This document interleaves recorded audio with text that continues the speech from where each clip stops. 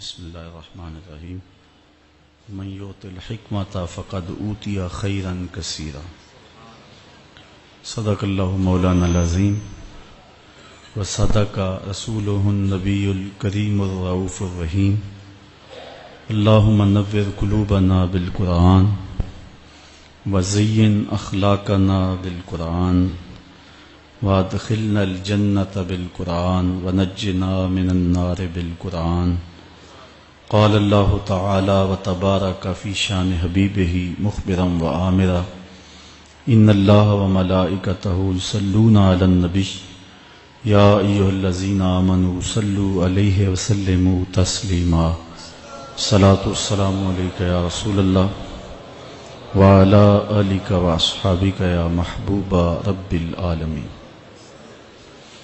تمام حمد و ثنا تعریف و توصیف اللہ جل مجدہ الکریم کی ذات بابرکات کے لیے جو خالق کائنات بھی ہے اور مالک شش جہات بھی۔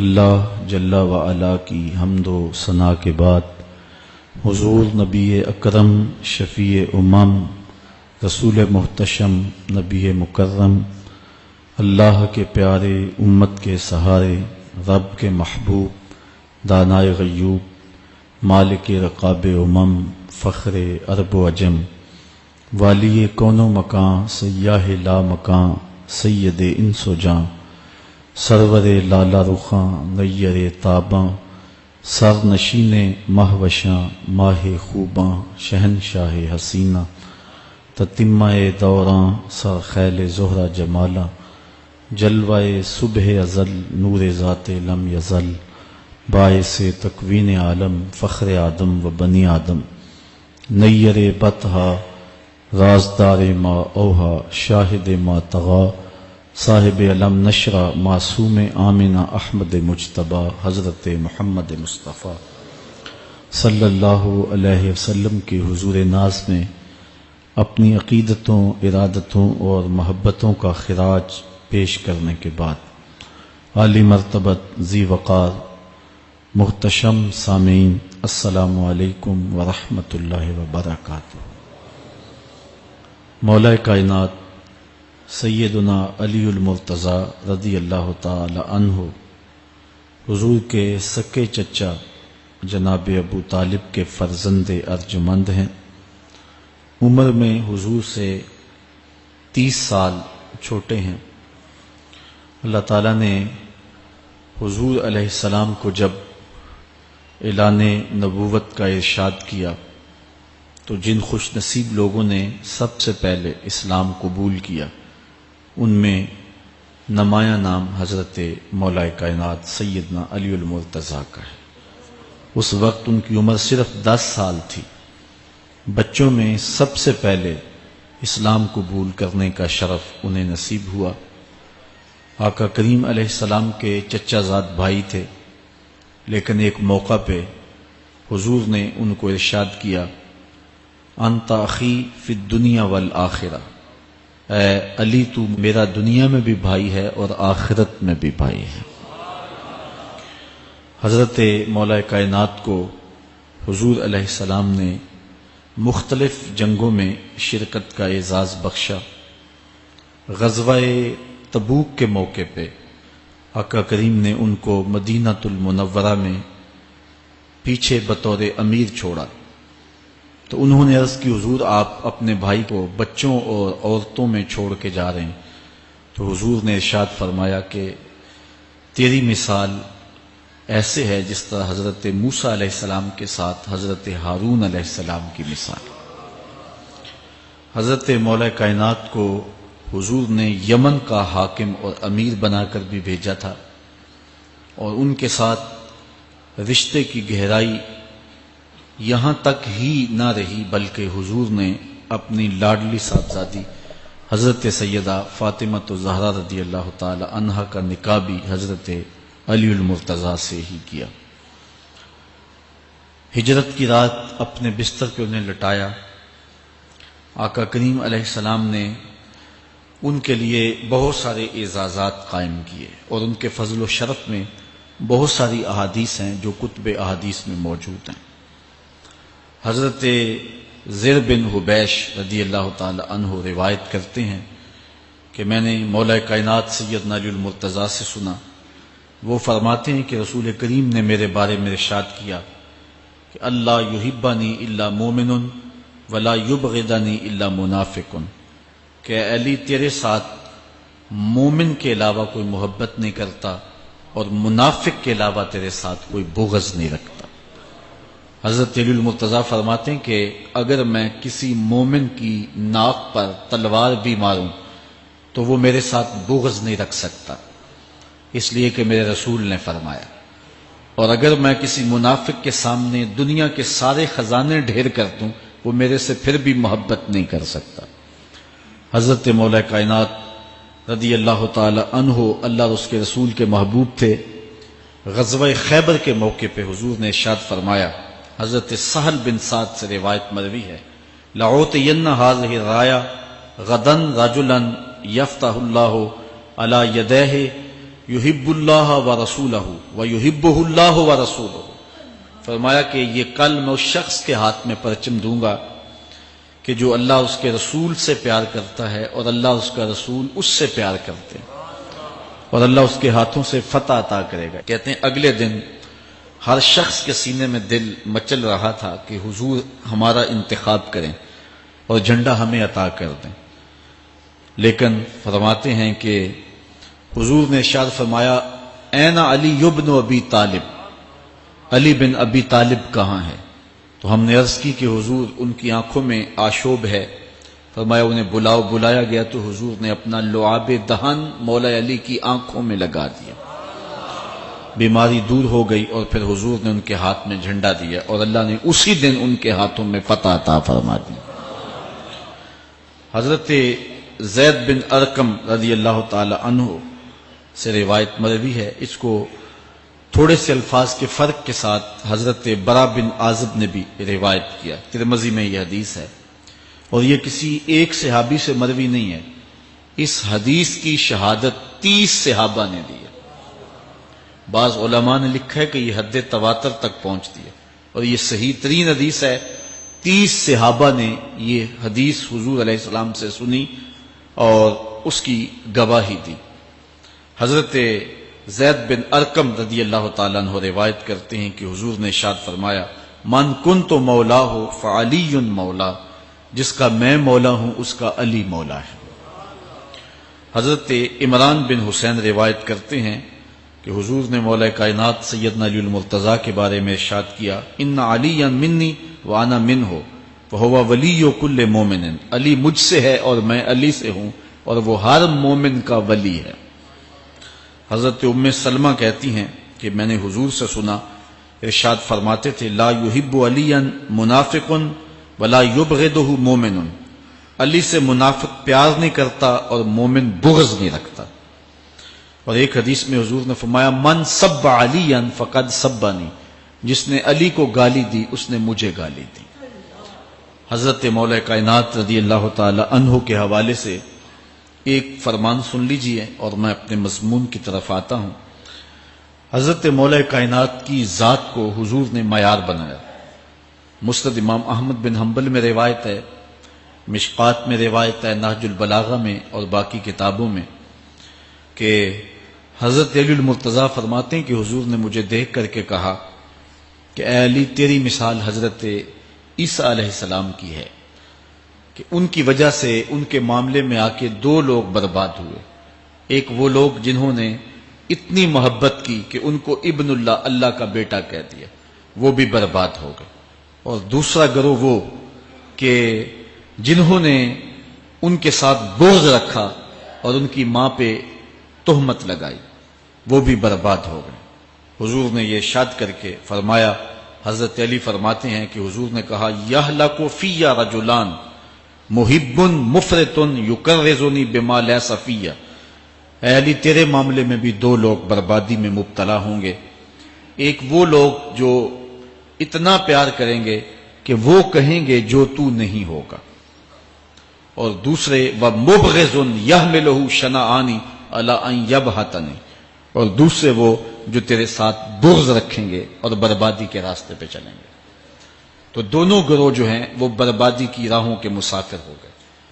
ایک نے محبت کی اور اس قدر محبت کی کہ وہ کہا جو حضرت علی نہیں تھے.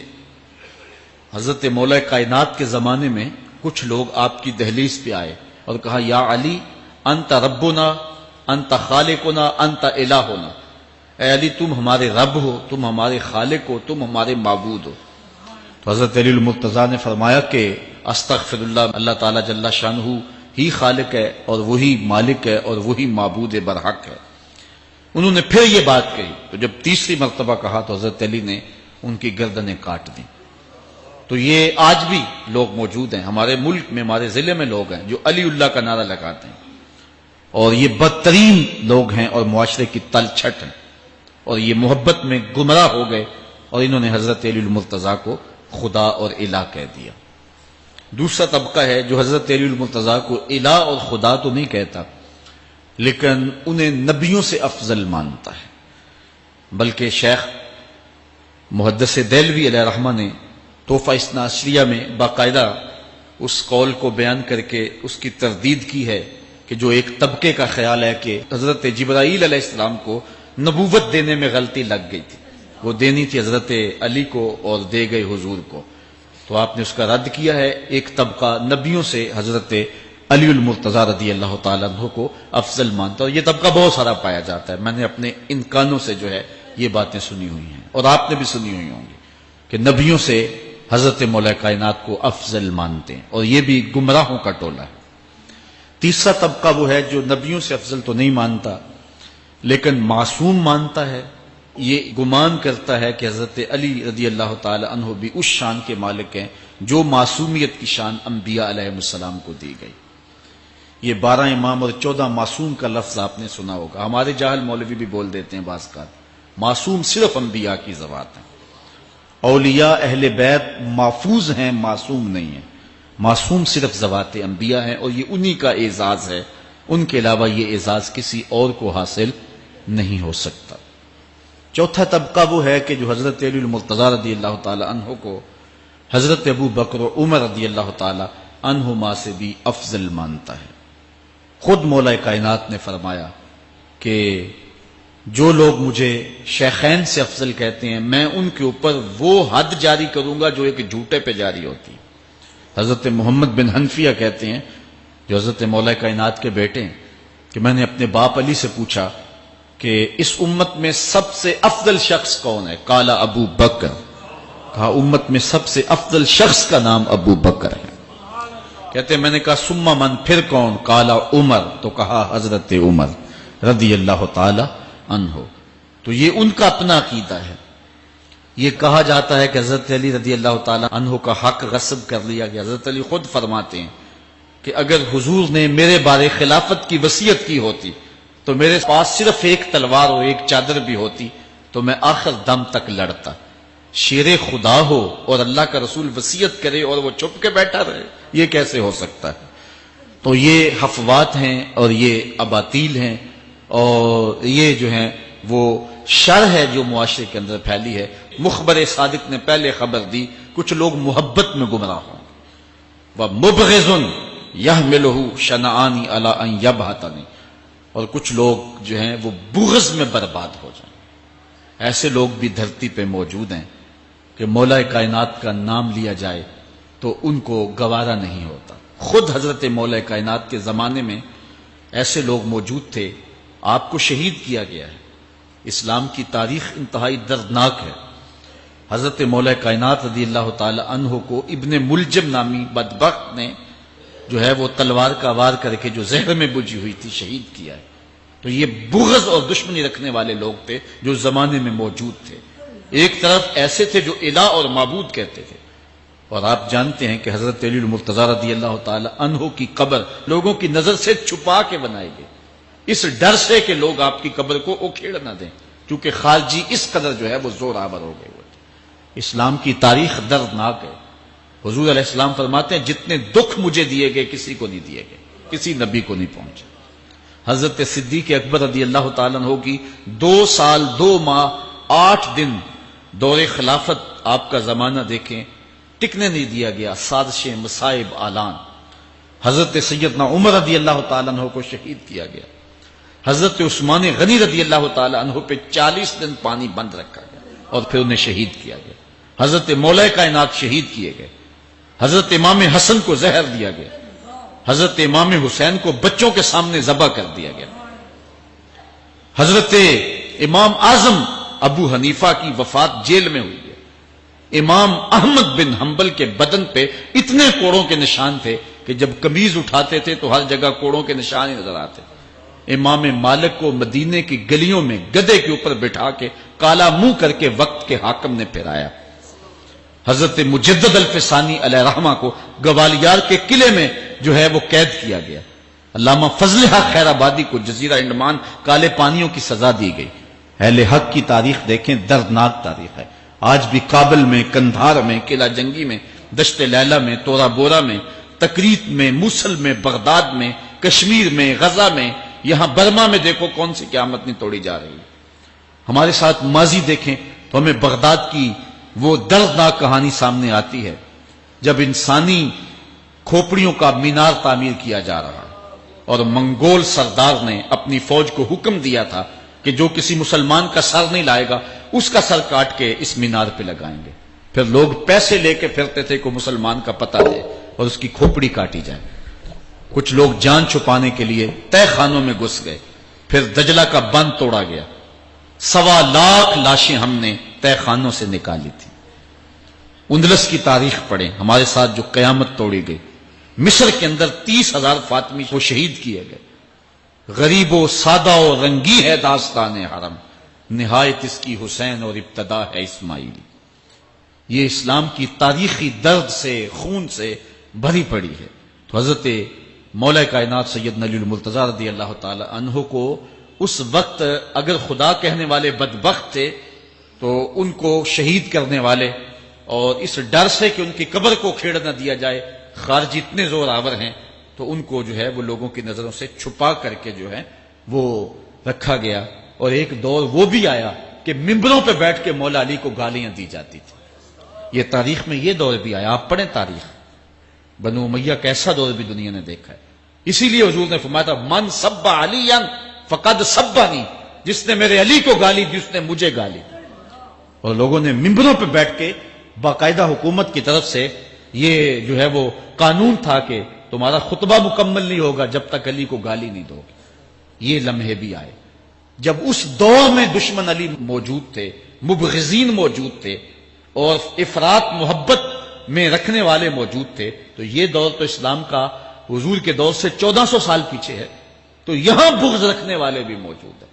اس عنوان کے ساتھ اگر عنوان چھیڑوں تو یہ لمبی گفتگو ہو جائے گی، یہ میرا موضوع نہیں ہے، لیکن اتنی بات میں کہوں گا، اللہ کا شکر ادا کرو، اللہ نے تجھے اہل بیت کے در کا بھی غلام بنایا ہے اور صحابہ کا بھی غلام بنایا ہے۔ کچھ لوگ صحابہ کا نام لے کے اہل بیت کو برا کہتے ہیں، کچھ اہل بیت کا نام لے کے صحابہ کے خلاف بکواس کرتے ہیں۔ ہمارے بزرگ فرمایا کرتے تھے صحابہ نبی کے در والے ہیں، اہل بیت نبی کے گھر والے ہیں۔ ہم کہتے ہیں گھر والوں تجھے بھی ہمارا سلام، در والوں تجھے بھی ہمارا سلام۔ ہم در والوں کو بھی سلام کرتے ہیں، گھر والوں کو بھی سلام کرتے ہیں۔ کسی نے حضور خطیب الاسلام سے پوچھا تھا کہ حضرت عائشہ افضل ہیں یا حضرت فاطمہ افضل ہیں؟ پوچھنے والے نے تو صاحبزادہ کو پھنسانا چاہا تھا، لیکن جن کے عقیدے صاف ہوں وہ پھنستے نہیں ہیں، ان کے عقیدے واضح ہوتے ہیں۔ تو حضرت صاحبزادہ نے فرمایا کہ میاں اگر دیکھو بیٹی ہونے کی حیثیت سے تو فاطمہ بیٹی ہے نبی کی اور عائشہ بیٹی ہے ابو بکر کی، ابو بکر کی بیٹی نبی کی بیٹی سے افضل تو نہیں ہو سکتی، اور اگر دیکھو بیوی ہونے کی حیثیت سے فاطمہ بیوی ہے علی کی اور عائشہ بیوی ہے نبی کی، علی کی بیوی نبی کی بیوی سے افضل تو نہیں ہو سکتی۔ تو یہ اپنے عقیدے کو واضح کر دیا۔ اللہ آپ کو سلامت رکھے اور حق کی راہوں کا مسافر رکھے۔ آج کا عنوان ہے حضرت مولا کائنات کے اقوال حکمت، ان کی زندگی کا نچوڑ، اللہ نے بصیرت کا جو نور اور جو ہے وہ دانش اور فہم و ادراک کے جو اجالے مولا کائنات کو دیے تھے وہ انہی کا مقصود ہے۔ ایک ایک بات سے نور نکلتا ہے، اور اللہ قرآن میں فرماتا ہے جس کو حکمت عطا کر دی گئی اس کو خیر کثیر عطا کر دیا گیا۔ حکمت وہ اس بات کو کہتے ہیں کہ جس کو لوگ نقل کریں اور جس سے فائدہ حاصل ہو۔ حضرت مولا کائنات کی باتوں کو لوگوں نے لکھا، یاد کیا اور آگے منتقل کیا۔ آج سارا دن اور گزشتہ شب حضرت مولا کائنات کے بہت سارے فرامین کو پڑھا ہے، سینکڑوں کے اعتبار سے مختلف کتب سے کھنگالا ہے، اور جس طرح وہ ایک مکھی شہد نچوڑتی ہے کہ ایک ایک پھول پہ بیٹھ کر کے رس تیار کرتی ہے، ایک شہد آپ کے لیے تیار کیا ہے، اور آج کی مجلس میں آپ کی نظر کرنا چاہ رہا ہوں۔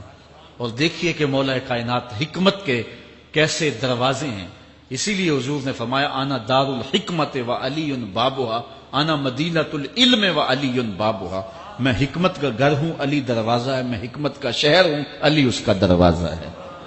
تو شریف لوگ شہر میں دروازے کے راستے ہی جایا کرتے ہیں، دیواریں پھلانگ کر کے جانا شریف لوگوں کا شیوا نہیں ہوتا ہے۔ علم کی خیرات لینی ہے تو مولا علی کی دہلیز پہ آنا ہوگا۔ حضرت مولا کائنات فرماتے ہیں میں نے اپنے ارادوں کی شکست سے اپنے رب کو پہچانا ہے، جو میں منصوبہ بندی کرتا ہوں نتیجہ یہ نکلے گا، میرا خیال ہوتا ہے یہ ہوگا، لیکن ایسا نہیں ہوتا، ہوتا وہ ہے جو رب کو منظور ہوتا۔ اس لیے میں اپنے ارادوں کی شکست سے اپنے رب کو پہچانا ہے۔ حضرت مولا کائنات زندگی گزارنے کا ڈھب، اسلوب اور طریقہ بتا رہے ہیں، سنو۔ فرماتے ہیں خالط الناس مخالطتاً ان متتم معہا بقو وان عشتم ہنو الیکم، لوگوں کے ساتھ ایسی زندگی گزارو کہ اگر تم مر جاؤ تو لوگ روئیں کہ کوئی قیمتی متاع کھو گئی، اور اگر تم زندہ رہو تو لوگ تمہاری صحبت کے مشتاق رہیں، تمہاری مجلس میں بیٹھنے اور تمہارے پاس آنے کی آرزو اپنے سینے میں رہے۔ مرو تو زمانہ تڑپے، تمہاری موت پہ لوگوں کے سینے میں دل دہل جائے، اور جیو تو لوگ تمہاری خدمت میں حاضر ہونا اپنے لیے ایک سعادت مندی سمجھے۔ مولا کائنات رضی اللہ تعالی عنہ دشمن پر طاقت پانے والے کے لیے ایک نصیحت کرتے ہیں، فرماتے ہیں اذا قدرت علی عدوک فاجعل العفو عنہ شکرا للقدرت علیہ، جب تو دشمن پر غالب آ جائے تو دشمن پر غالب آنے کا شکریہ کیا ادا کرنا ہے۔ دشمن ایک بہت بڑی مصیبت ہے، لیکن دشمن زیر دام آ گیا اور وہ تیرے قابو میں آ گیا اور اس کا سر تیرے پاؤں تلے ہے۔ اب اللہ کا شکر اس حال میں کہ مالک تو نے دشمن پر مجھے غلبہ دیا، طاقت دی، تو شکر کیا ہے؟ تو حضرت مولا کائنات فرماتے ہیں دشمن پر غالب آنے کا شکریہ یہ ہے کہ دشمن کو معاف کر دو۔ یہ بڑے لوگوں کا شیوا ہوتا ہے، جب دشمن قابو آ جائے تو پھر اس سے درگزر کرنا، یہ اللہ تعالیٰ کا شکر ادا کرنا ہے، یہ اللہ تعالیٰ جل شانہ کی اس کرم نوازی کا شکریہ ادا کرنا ہے۔ زہد کیا ہے؟ حضرت مولا کائنات رضی اللہ تعالی عنہ کا ایک 4 لفظی فرمان سنیے، اور زہد کی تعریف کتنی خوبصورتی کے ساتھ کی۔ فرمانے لگے افضل الزہد اخفاء الزہد، بہترین زہد یہ ہے کہ زہد کو پوشیدہ رکھا جائے، بہترین زہد یہ ہے کہ زہد کو پوشیدہ رکھا جائے۔ ہم تو اپنی عبادتوں، اپنی نیکیوں، اپنی سماجی خدمات کے اشتہار چھپواتے ہیں نا، وہ کسی زمانے میں ہم سنتے تھے نیکی کر دریا میں ڈال، اور اب کہتے ہیں نیکی کر اخبار میں ڈال۔ یہاں زہد، ترک دنیا، اللہ تعالیٰ کی عبادت کا جو ذوق بندے کو نصیب ہوتا ہے، وہ بہترین اور افضل زہد کیا ہے؟ کہا زہد کو پوشیدہ رکھنا، یہ افضل زہد ہے۔ حضرت مولا کائنات کا ایک اور فرمان سنیے، اشرف الغنا ترک المنا، بہترین دولت مندی کیا ہے؟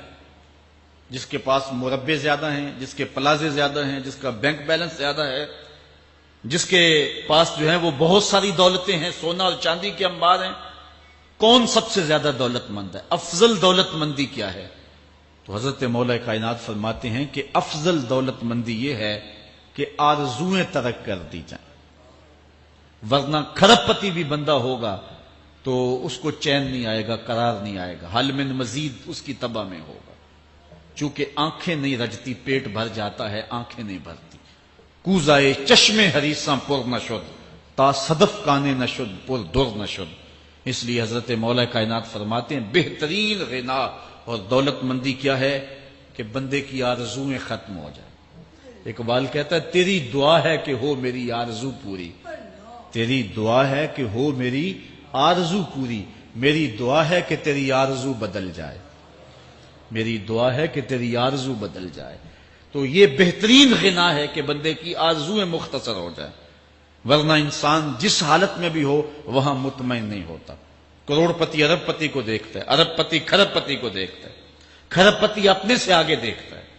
اس لیے جب آرزویں مختصر ہوں گی تو بندہ جس حالت پہ بھی ہوگا راضی ہوگا، اور بندہ اپنی حالت پہ راضی ہو جائے تو یہ اللہ کی رضا کا سبب ہے. حضرت مولا کائنات کا ہی ایک قول ہے، جو اللہ کے عطا کردہ تھوڑے رزق پہ راضی ہو گیا، اللہ تعالیٰ قیامت کے دن اس کے تھوڑے عملوں پہ راضی ہو جائے. یہ اللہ کی کرم نوازیوں کے رنگ ہیں.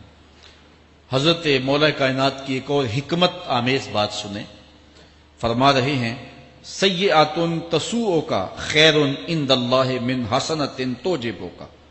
وہ برائی جو تجھ کو پریشان کر دے، دکھی کر دے، اذیت میں مبتلا کر دے، وہ گناہ جو تیرے ضمیر پہ بوجھ بن جائے، تو اپنے آپ کو حقیر سمجھنے لگ جائے، چھوٹا سمجھنے لگ جائے، گناہگار سمجھنے لگ جائے، جس برائی سے تجھے دکھ پہنچے وہ اس نیکی سے بہت اچھا ہے وہ تیرا برائی کرنا جو تجھے تکبر میں مبتلا کر دے.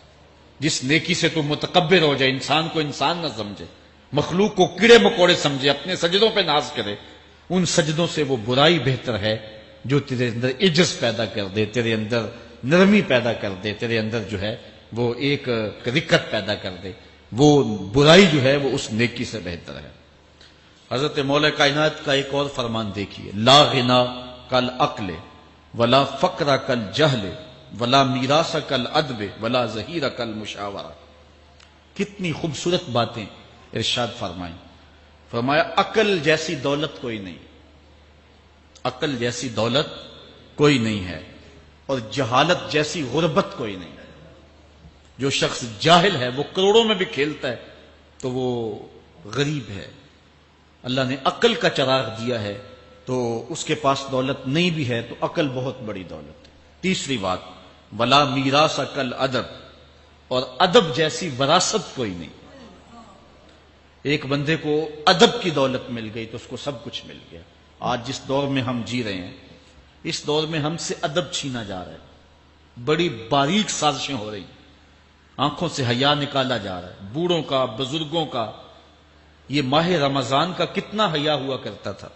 اگر کوئی بدقسمتی سے روزہ نہیں رکھتا تھا تو وہ سامنے کبھی کھاتا ہی نہیں تھا، اسے رمضان کا حیا مارتا تھا. لیکن آج لوگ کھلے بندوں نہیں کھا رہے، حیا ہی اڑ گیا آنکھوں سے. اس طرح اہل بیت کا حیا آنکھوں سے نکل گیا، اصحاب رسول کا حیا آنکھوں سے نکل گیا، نبی کا حیا لوگوں کی آنکھوں میں نہیں رہا. بے ادبی کو فروغ ہے اور نبی کے بارے میں ایسی ڈٹائی سے بات کرتے ہیں جس طرح عام آدمی ہو گئے. یہ بے حیائی کا اور بے ادبی کا دور ہے، جبکہ ادب ایک بہترین وراثت ہے. اگر آپ مجھے پوچھیں کہ دین کیا ہے، ایک تو ہے کہ 3 گھنٹے کا باز کیا جائے کہ دین یہ ہے، اور ایک ہے کہ 2 لفظوں کے اندر بتایا جائے دین کیا ہے. تو اگر 2 لفظوں میں بتانا چاہوں تو اقبال کا لہجہ ادار لینا پڑے گا. اقبال کہتا ہے دین سراپا سوختن اندر طلب، انتہائش عشق آغازش ادب. طلب محبوب میں تڑپنے کا نام دین ہے، ادب سے شروع ہوتا ہے عشق پہ ختم ہو جاتا ہے. جس دین میں ادب نہیں ہے وہ دین نہیں، چاہے صحابہ کا ادب نہیں، چاہے اہل بیت کا ادب نہیں، چاہے انبیاء کی ذوات کا ادب نہیں، چاہے والدین کا ادب نہیں. دین نام ہی ادب کا ہے. تو یہ دولت اس وقت چھینی جا رہی ہے اور بڑی تیزی کے ساتھ قوم کے اندر بے ادبی کو فروغ دیا جا رہا ہے. نئی نسل کی حفاظت کریں، اپنی اولاد کو محفوظ کر لیں، ان کے عقیدوں کی صحت کا التزام کریں. کہیں ایسا نہ ہو کہ ان کی زبان لمبی ہو جائے اور ولیوں پر، نبیوں پر اور حضور علیہ الصلوۃ والسلام کے اصحاب پر اور حضور کی آل پر وہ زبانیں تان کھولیں. اور جس کو جو ہے وہ استنجے کا بھی پتہ نہیں ہے وہ انبیاء کے علم پہ گفتگو کر رہا ہے.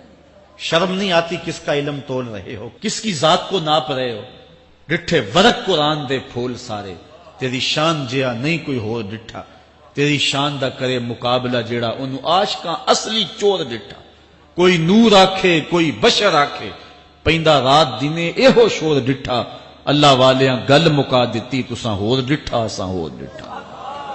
تم نے پتہ نہیں کس کو دیکھا جو سکی بیٹی کو بھی نہیں بخشوا سکتا. گلا پھاڑ پھاڑ کے کہا جاتا ہے نبی سکی بیٹی کو نہیں بخشوا سکتا. اور میاں تم بخشوانے کی بات کرتے ہو، نبی تو کہہ رہا ہے فاطمہ تو جنتی عورتوں کی سردار، وہ تو جنتیں بانٹ رہے ہیں، وہ تو جنتیں وراثت میں دے رہے ہیں۔ تو ادب پہلا کرینہ ہے محبت کے کرینوں میں، اس لیے کہا کہ ادب جیسی میراث کوئی نہیں، ولا ظہیرہ کل مشاورہ، اور مشورے جیسا مددگار کوئی نہیں۔ آپ کے پاس بڑے اسلحے ہیں، بڑی تلواریں ہیں، بڑے تعلقات ہیں لوگوں کے ساتھ، لیکن اچھا مشورہ یہ سب سے اچھا مددگار ہے آپ کا۔ حضرت مولا کائنات کا ایک اور قول سنیے، نفس المرء خطاہ الی اجلہ، آپ فرماتے ہیں کہ آدمی کی یہ جو سانسیں نکل رہی ہیں یہ موت کی طرف اٹھتے ہوئے قدم ہیں۔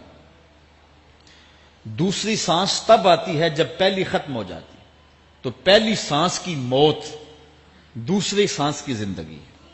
وہ کیا کسی نے کہا زندگی نام ہے مر مر کے جیے جانے کا، یہ ایک بار ہم ایک سانس کو کاٹتے ہیں تو دوسری سانس آتی، جب تک پہلی سانس موجود ہے دوسری نہیں آئے گی۔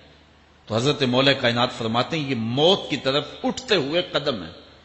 آپ رکے ہوں اشارے پہ تو ہمارے یہ پنڈی بائی پاس پہ جو اشارے لگے ہیں یہ 125 سے بھی چلتے ہیں، 125 سے پیچھے آ رہے ہیں، 20 سے 25 سے 50 سے 100 سے 125 سے پیچھے آ رہے ہیں۔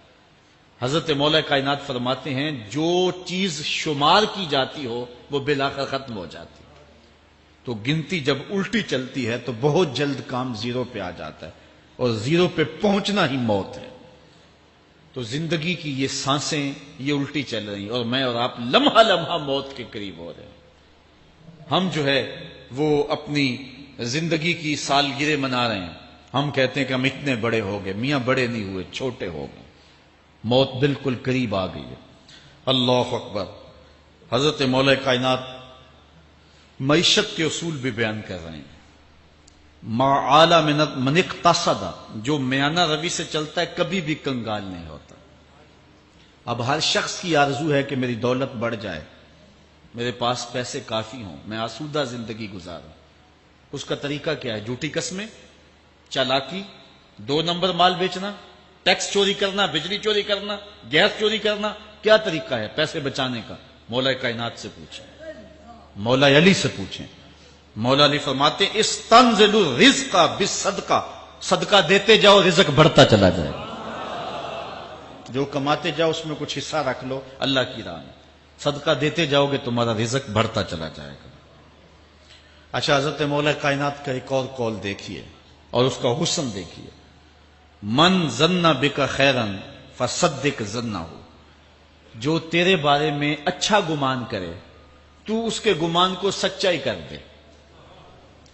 تو وہ نہیں ہے جو کوئی تیرے بارے میں گمان کر رہا ہے، لوگ تجھے اچھا سمجھتے ہیں، تو اچھا نہیں ہے، تو اچھا بن جا تاکہ لوگوں کا گمان ٹھیک ہو جائے۔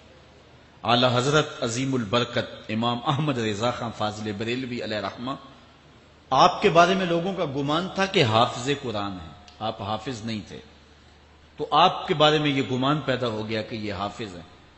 تو رمضان کا موسم آیا تو کسی نے کہا حضرت اس مرتبہ آپ ہی سنا دیں، تو اعلی حضرت نے سوچا یہ میرے بارے میں اچھا گمان کرتے ہیں، چلو حافظ بانی جاتے ہیں۔ اعلی حضرت نے قرآن 1 مہینے میں حفظ کیا ہے، دن کو پڑھتے تھے، شام کو سنا دیتے تھے کہ جو لوگوں کا گمان ہے میں اس کے مطابق ہی ہو جاؤں۔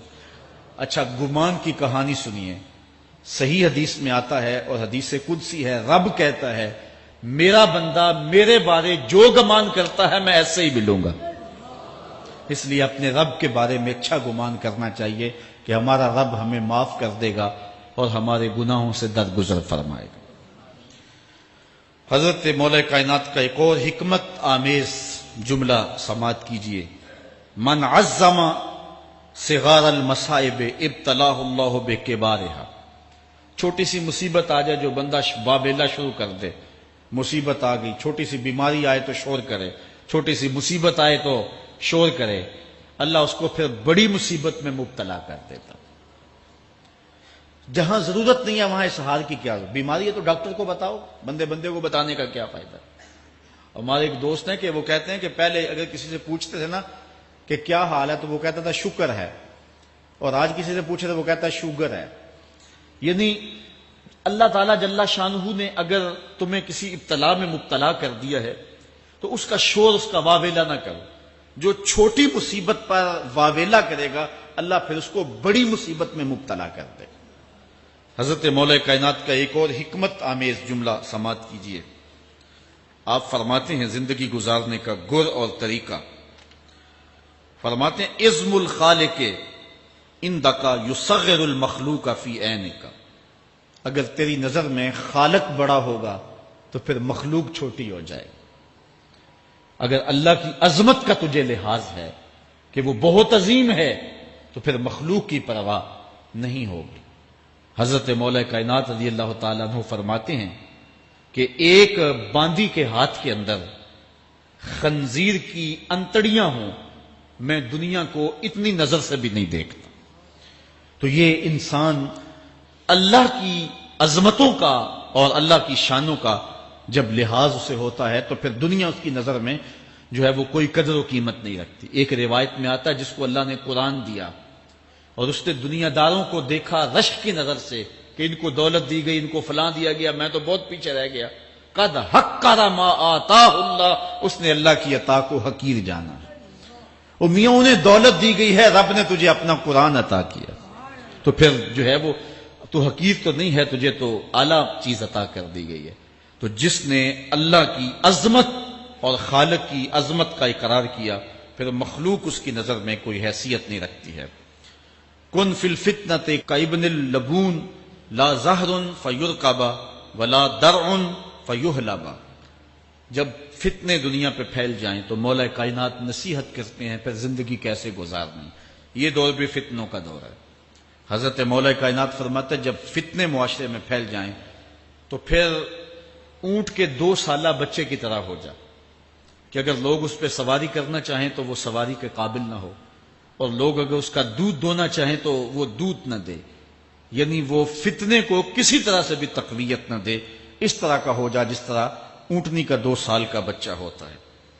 حضرت مولا کائنات فرماتے ہیں من حاسب نفسہ رابحہ ومن غفل عنہا خاسرہ ومن خاف آمنہ ومن اعتبر ابصر ومن ابصر فہم ومن فہم عالم، فرماتے ہیں کہ جس نے اپنے نفس کا محاسبہ کیا اس نے نجات پا لی، اور جو اپنے نفس کے محاسبے سے غافل رہ گیا اس نے خسارے کا سودا کیا۔ جو اللہ سے ڈرا وہ امن پا گیا، اور جس نے زندگی سے عبرت حاصل کی اس کی آنکھوں میں روشنی آ گئی، بصیرت کا اسے نور مل گیا، اور جسے بصیرت کا نور مل گیا وہ فہم و فراست کی دولت سے مالا مال ہو گیا۔ ومن فہم عالمہ، اور جس کو فہم مل گیا وہی شخص عالم بن گیا۔ مختلف سیغے یاد کرنے سے عالم نہیں بنتا، فہم و فراست کا نور اگر مل جائے تو یہ ہے علم کا جمال، آخرت کی فکر رکھنے والا عالم۔ بلکہ مولا کائنات فرماتے ہیں العلم علمان مطبوع و مسموع، علم 2 علم ہے، ایک وہ ہے جو من میں راسخ ہو اور ایک وہ ہے جو کانوں تک رہتا ہے۔ فرماتے ہیں ولا ينفع المسموع اذا لم يكن المتبوع، جو سنا ہوا علم نفع نہیں دیتا جب تک وہ من میں اتر نہ جائے اور باطن کے اندر روشنی نہ کر دے۔ حضرت مولا کائنات کی ایک اور نصیحت ذرا غور سے سنیے، فرمایا تمہارے سامنے نیکوکار اور بدکار برابر نہ ہو، کہ نیک بھی جو ہے وہ اسی انداز میں ہو اور برا بھی، اس کا سلوک بھی تمہارا ایک جیسا ہی ہو۔ ایسا کرنے سے نیکوں کی ہمت پست ہو جائے گی اور خطاکار اور بھی شوخ ہو جائیں گے۔ ہر آدمی کو وہ مقام دینا چاہیے جس کا وہ اپنے عمل کے اعتبار سے مستحق ہے۔ اصل خرابی ہوئی تب ہے ہمارے آراس میں، ہماری محافل نعت میں، ہماری مجالس میں وہ لوگ مہمان خصوصی بنے جن کے پاس دولت زیادہ تھی، چاہے کردار کے لحاظ سے وہ کتنے ہی پست کیوں نہ ہو، اور جن کے پاس دولت نہیں ہے چاہے وہ کردار کے اعتبار سے جتنے مرضی بلند کیوں نہیں ہے، انہیں عزت کی مسند پہ نہیں بٹھایا گیا۔ میں نے اپنی ان آنکھوں سے گجرانوالہ کے ایک اسٹیج پہ دیکھا کہ ایک محفل نعت تھی اور ایک بوڑھا شخص سفید ریش، وہ اسٹیج پہ شوق میں کہ میں نعت خانوں کو قریب سے دیکھوں، وہ آ کے بیٹھ گیا اور منتظمین نے جو ہے وہ سیکورٹی کو حکم دیا اس بابے کو اٹھاؤ اور اس کو جو ہے وہ نیچے کرو۔ یعنی لوگوں کی قدر و منزلت ان کے دولت کے قد کے مطابق کی جاتی، جو کل شراب خانے میں مہمان خصوصی تھا آج وہ محفل نعت میں مہمان خصوصی ہے، جو جتنا بڑا ڈاکو ہے اتنا ہی بڑا جو ہے وہ عزت پاتا ہے. کیوں؟ دین میں تو عزت ان کو ہونی چاہیے جو دیندار. ان اکرمکم عند اللہ اتقاکم، جو سب سے زیادہ متقی ہوگا اللہ کے نزدیک وہی عزت والا ہوگا. تو ایک بندے کو دنیا میں بھی عزت ہے اور مصلی اور محراب اور جو ہے وہ عرس اور پیر خانے میں بھی اس کو عزت ہے، تو پھر یہ حوصلہ شکنی ہے تقوی والوں کی. حضرت مولا کائنات فرماتے ہیں اور خطا کار اور بھی شوق ہو جائے گا. بلکہ ہم نے جو انداز اختیار کیا ہوا ہے، ایک شعر پڑھتے ہیں ہمارے نعت خاں کہ چلو دربار نبی میں چلیں، کھوٹے سکے بھی جہاں پہ چلتے ہیں. اور پھر جو ہے وہ سارے لوگ نوٹ پھینک رہے ہوتے ہیں. شرابی بھی نوٹ پھینک رہا ہے، جوا کھیلنے والا بھی پھینک رہا ہے، جس نے رشوت سے پیسے کمائے وہ بھی پھینک رہے ہیں اور خوش ہو رہے ہیں کہ کھوٹے سکے بھی وہاں چلتے ہیں. جبکہ ان اللہ طیب ولا یقبل الا الطیب، حدیث میں آتا ہے اللہ فرماتا ہے کہ اللہ طیب ہے اور پاکیزہ کے علاوہ قبول ہی نہیں کرتا. من غش فلیس منا، جو ملاوٹ کرے وہ ہم سے نہیں ہے. اور یہاں کھوٹے سکے بھی چلائے جا رہے ہیں اور پھر جتنے بھی کھوٹے سکے ہیں وہ نوٹ پھینک رہے اور ایسے ایسے پھینک رہے اور خوش ہو رہے ہیں کہ یہ تو کچھ بھی نہیں ہے. حرام سے کمائے، حلال طریقے سے کمائے، جس طریقے سے کمائے کوئی فرق نہیں پڑتا. نہیں، حضرت مولا کائنات نے زندگی کے گر سکھائے. فرماتے ہیں کہ نیکوکار اور بدکار تمہاری نظروں میں برابر نہ ہو. ایسا کرنے سے نیکوں کی ہمت پست ہو جائے گی اور خطا کار اور بھی شوق اور گناہ میں دلیر ہو جائیں گے. ہر آدمی کو وہ مقام دو جو عمل کے اعتبار سے اس کا مقام بنتا ہے. لیکن اس دور کے اندر تو جو حال ہو گیا ہے، بلکہ حضرت مولا کائنات اس بات کو پہلے بھام کے ارشاد فرمایا، لوگوں کا عجیب حال ہے، بدکاری کو اعلیٰ نسب کا نشان سمجھتے ہیں اور پاک دامنی کو تعجب خیال کرتے ہیں. گویا اسلام کے لباس کو الٹا پہن لیا ہے لوگوں نے. جو رخ سیدھا ہونا چاہیے تھا اس کو الٹا کر دیا، جو الٹا ہونا چاہیے اس کو سیدھا کر دیا. حضرت مولا کائنات کا ایک اور قول بھی سنیے. تھوڑا سا شک بھی دین بگاڑ دیتا ہے. دین کے اندر شک نہیں کرنا چاہیے. دین جو ہے وہ یقین کا نام ہے. علامہ اقبال نے ایک بڑی خوبصورت اس وقت بات کہی تھی جب شکوک جنم لے رہے تھے کہ سن اے تہذیب حاضر کے غلام، غلامی سے بدتر ہے بے یقینی. غلامی سے بدتر ہے بے یقینی. آج بے یقینی پھیلا دی گئی ہے معاشرے کے اندر اور قوم جو ہے وہ بالکل جو ہے وہ یقین کی اس دولت پہ جو ہے وہ کانے نہیں ہے. اور فرمایا مولا کائنات نے تھوڑا سا شک بھی دین بگاڑ دیتا ہے. اور پھر دوسرا قول بھی سنیے، تھوڑی سی دنیا بھی آخرت برباد کر دیتے. یہاں دنیا سے مراد کیا ہے؟ دولت، کاروبار نہیں. چیز دنیا از خدا غافل بدن. مرشد اقبال رومی کہتے ہیں دنیا کیا ہے؟ خدا سے غافل ہونا. خدا سے غافل جو شے کر دے، وہ دولت ہو، وہ کاروبار ہو، وہ بیوی ہو، وہ بچے ہوں، وہ دنیا ہے. اور دنیا تھوڑی بھی ہو آخرت کی بربادی کا سبب ہے. حضرت مولا کائنات فرماتے ہیں پرہیزگاری کے سوا حلم درست نہیں ہوتا اور طمع کی موجودگی میں دین سلامت نہیں رہ سکتا. اگر میرے اندر لالچ ہے تو میں یہاں ممبر پہ بیٹھ کے حق نہیں بول سکتا. اگر میرے اندر لالچ ہے تو میں اسمبلی میں بیٹھ کے حق نہیں بول سکتا. جب طمع ہو تو پھر دین سلامت نہیں رہتا اور جب طمع نہ ہو تو بندہ سولی پہ چڑھ کے بھی حق ہی بولتا ہے.